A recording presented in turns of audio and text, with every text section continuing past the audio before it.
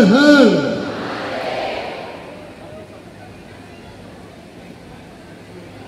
परमादरणीय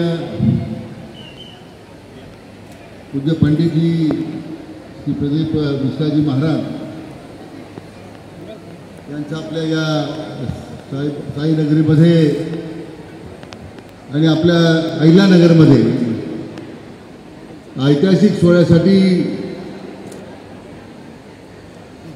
आज आपल्यामध्ये उपस्थित आहेत आणि तमाम अहिल्यानगरीच्या वतीने त्यांचं मी मनपूर्वक स्वागत करतो, त्यांना मनापासून धन्यवाद देतो। एकदा टाळ्याचा गजर एकदा मोठा झाला पाहिजे त्याच्या स्वागतासाठी।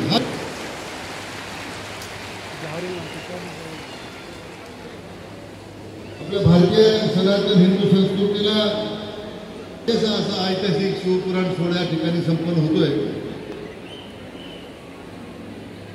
मी या निमित्तानं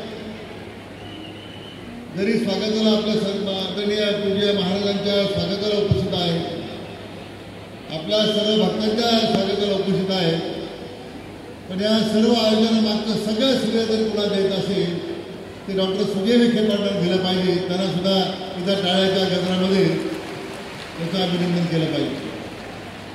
महाराजांच्या सुमधुर वाणीतून शिवपुराण ऐकण्याची मोठी संधी आपल्याला उपलब्ध झालेली आहे।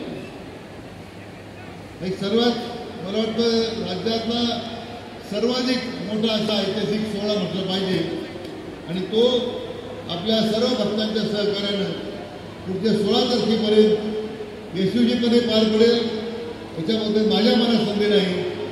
आपण आज मला वाटतं लाखोच्या संख्येने जमलेला नगरपुरात नाही कोणी बाजूला एवढ्या जनसमूह या ठिकाणी उपस्थित आहे आणि गर्दी प्रचंड आहे, तरी आपण आम्हाला त्या निमित्तानं आपल्या सर्वांनी सामावून घ्यावं, काही सूचना असतील त्या सूचना कराव्यात।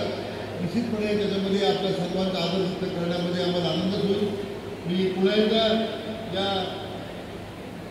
अतिशय ऐतिहासिक सोहळ्याच्या निमित्तानं आलेल्या सर्व आमच्या बंधू भगिनींचं आणि विशेष करून ज्यांच्या मधुर वाणीतून शिवपुराण ऐकण्यासाठी आपण उत्सुक आहात त्या परमादरणीय पूजनीय पंडित प्रदीप मिश्राजी महाराजांचं पुन्हा एकदा आपल्या सर्वांच्या वतीने हार्दिक स्वागत करतो, मनापासून धन्यवाद देतो। जय हिंद, जय महाराष्ट्र, जय श्रीराम। जोरात पुन्हा हर धन्यवाद।